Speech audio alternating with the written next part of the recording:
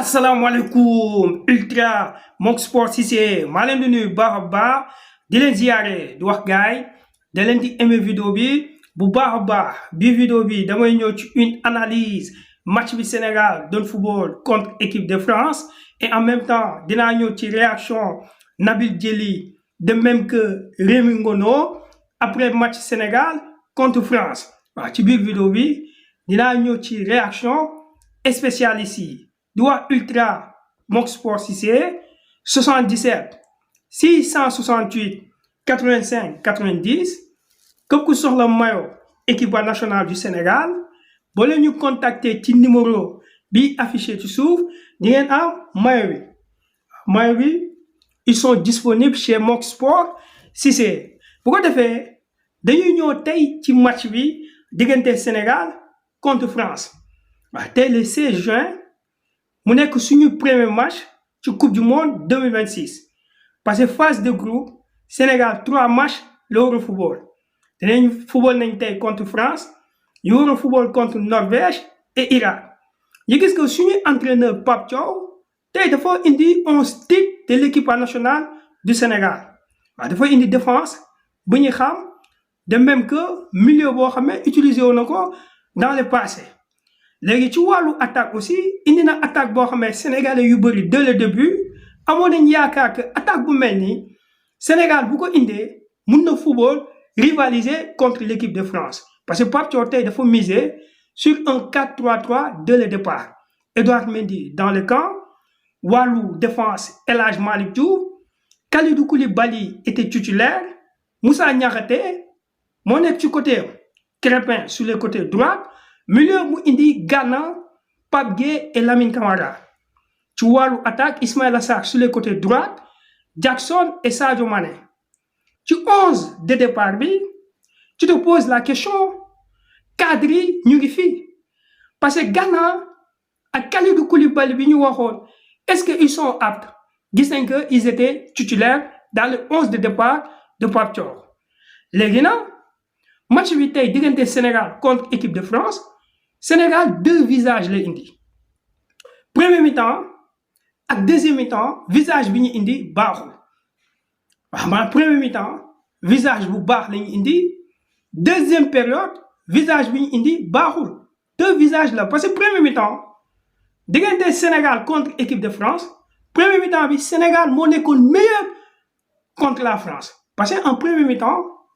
malgré que Gana est de retour de même que Koulibaly en premier mi-temps ils ont fait une top performance parce que collectivement Sénégal a bien joué en premier mi-temps parce que premier mi-temps bu mel nii ci histoire bu Pape Thiaw ñu ngi ko doog a gis parce que problème bi ñu amoon mooy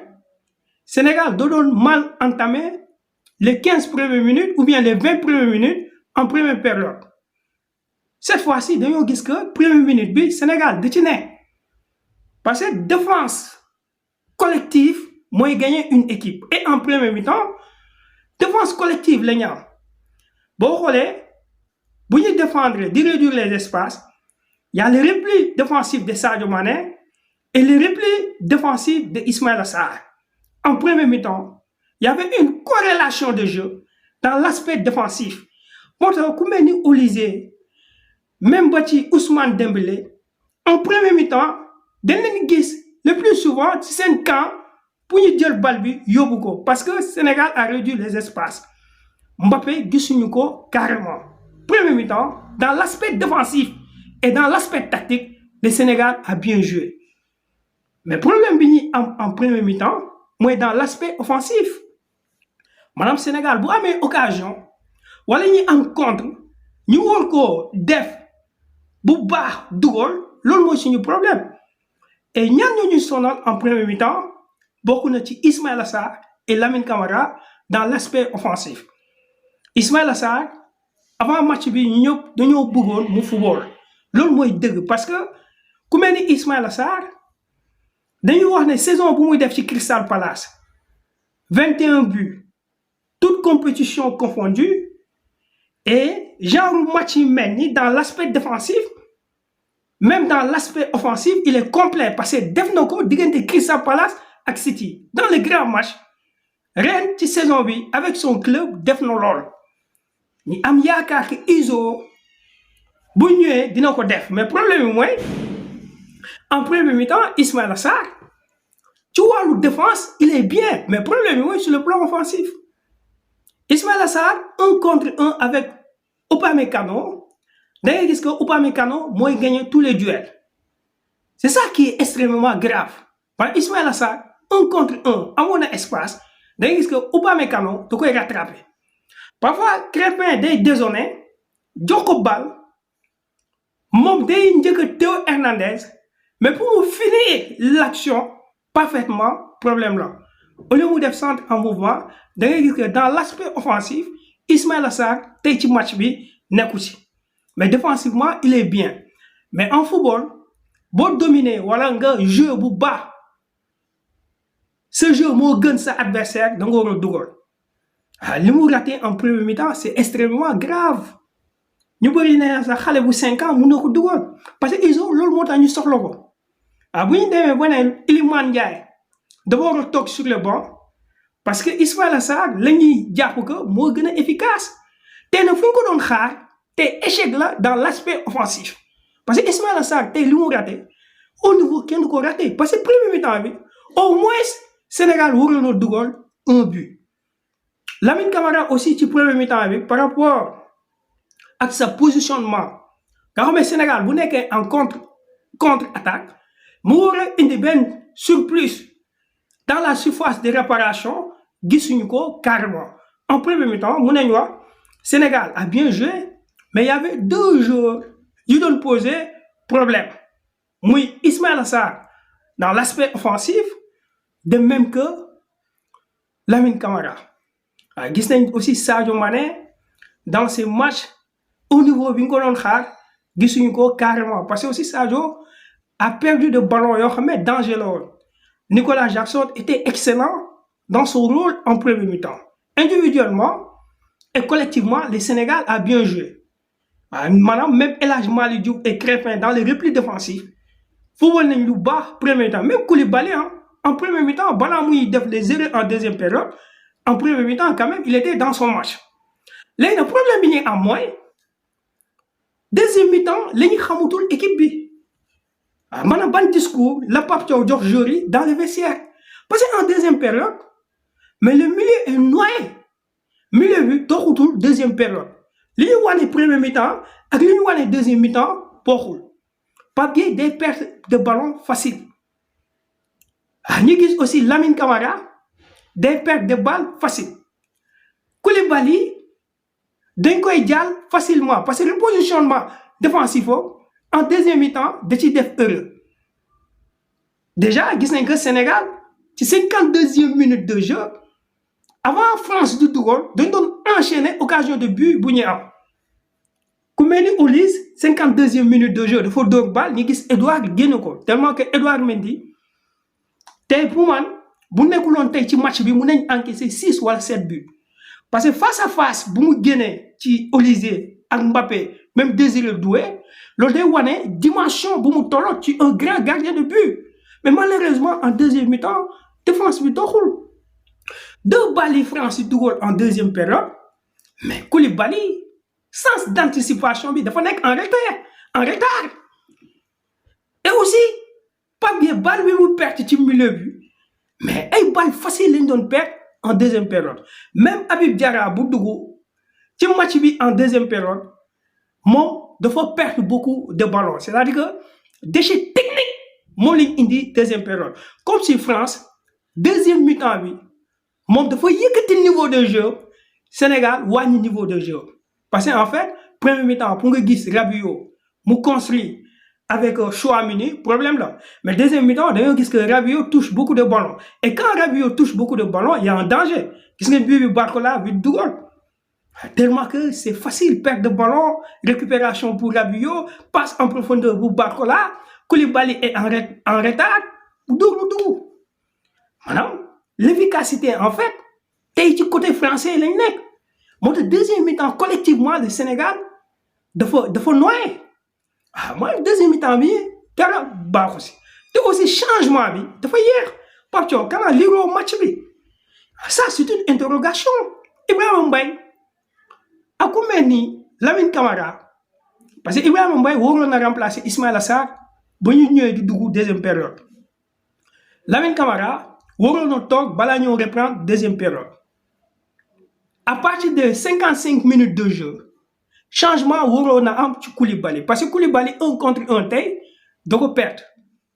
parce que Koulibaly en fait mënul tenir tey 90 minutes de jeu premier mi-temps bu muy def baax na mais deuxième mi-temps bi mënul tenir malheureusement Habib Diarra mënu ko couvrir comme ni ko Crépin doon couvrir en premier mi-temps Habib Diarra était en retard gis nañ ko Koulibaly tenirul Ghana il a fait un bon premier mi-temps mais deuxième mi-temps mënuloon tenir aussi 90 minutes Pape Gueye qu'est-ce qui se passe en deuxième mi-temps il est méconnaissable franchement changement bi xaw na yéex parce que Pape Thiaw quand même deuxième période bu génnoon Koulibaly dugal ay Mamadou Sarr dugal aussi Bara Sapoko Ndiaye peut-être dinañ gis changement parce que aujourd'hui défaite bi Sénégal am puisque Sénégal France moo ko dóor 3-1 ñu gis que satisfaction côté Sénégal mooy premier mi-temps def nañ match de trop haut niveau mais jour yu dugg en cours du jeu Ibrahima Mbaye mooy wane toujours constant parce que Ibrahima Mbaye tey dafa dugal nekk le plus jeune buteur sénégalais ci histoire coupe du monde parce que Ibrahima Mbaye li Ismaïla Sarr en premier mi-temps raté ko moom la am dugal moom il est très efficace moo tax tey match bi jot na ñu waxtaan suñu biir que lu ñuy yaakaaroon ci Ismaïla Sarr gisuñu ko gis nañ aussi ñoom Pape Gueye comme si physiquement dañoo des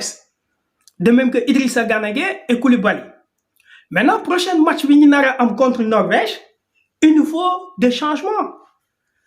parce que Habib Diarra moom lañ doon yaakaar ci jeu de verticalité tey flow la jot na ñu essayer Bara Sapoko Ndiaye jot na aussi Ibrahima Mbaye ces jeunes prochain match bi Sénégal war football contre Norvège ñu football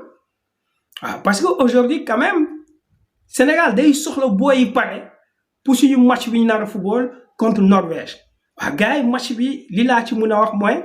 premier mi-temps le Sénégal a bien joué mais deuxième mi-temps bi c'était catastrophique et changement bi dafa yéex énormément maintenant ñu ngi tournoi dese nañ 2 matchs na staff bi gën a regroupé ak joueurs yi ñu gën a waxtaan fii naa la ñuy gën a soxla solidarité ak union derrière l'équipe ni ñu débuté c'est catastrophique baaxul maintenant il faut rectifier 2 matchs yi ñuy des il faut ñu gagner wala soit ñu am 4 points pour dem au tour suivant bu ko defee na moo ñëw ci réaction Nabil Djely ak Rémi Ngoné ku mel ni Rémi Ngoné moom dafa ne carrément li Ismaïla Sarr raté moo nekkoon tournant de ce match parce que moom Rémi Ngoné dafa ne Sénégal premier mi-temps bu excellent la football te bu dugaloon ci premier mi-temps bi Sénégal mën na gagner équipe de France mais malheureusement l'efficacité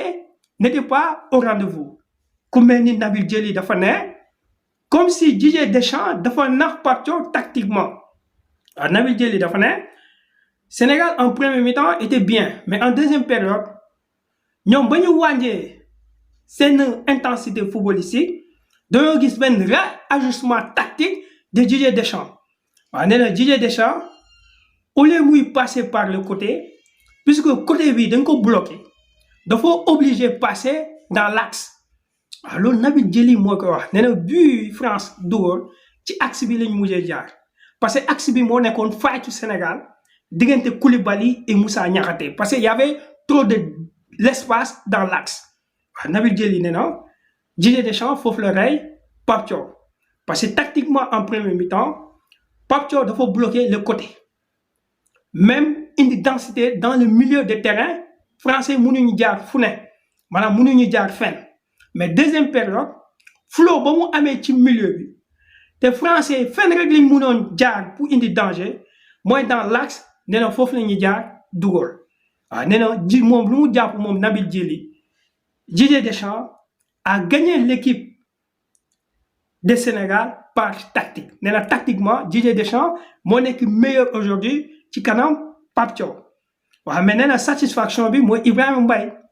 parce que Ibrahima Mbaye dafa am rage il est toujours constant waaw nee na match bi Didier Deschamps piégé na équipe de Sénégal daal di ko gagné après mu daal di wax ne lii premier match la maintenant Sénégal obligation bu mu am mooy na gagné match yi si topp surtout contre Norvège et Irak waaw ñoom ñoo yor seen destin ci seen loxo waaye Nabil Djeli nee na premier mi-temps et deuxième mi-temps bokkul parce que Sénégal wanoon na visage bu baax en premier mi-temps mais physiquement Sénégal tenirul waaw nee na deuxième mi-temps beneen visage la ñuy gis waaw nee na maintenant Sénégal Pape Thiaw doit rectifier beaucoup de choses avant Sénégal de football contre équipe de Norvège et Irak loolu na gis nañ que Nabil Djeli wax na ko gars yi wax leen seen xalaat en commentaire maa leen di jox rendez-vous ci ñeneen vidéo incha allah